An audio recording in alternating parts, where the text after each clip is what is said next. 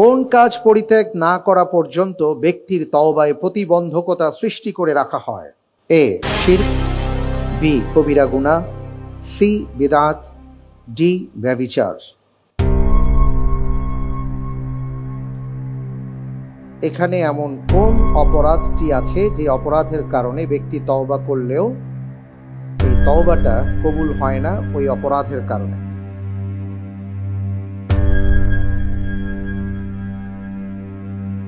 আলহামদুলিল্লাহ, সঠিক উত্তর হিসেবে বেছে নিচ্ছি অপশন এ শিরক। অপশন এ শিরক লক করে দিব? জি, ঠিক তো। ফেস করে দেওয়া হোক এ শিরক। আপনি যে উত্তরটি দিয়েছেন আপনার উত্তরটি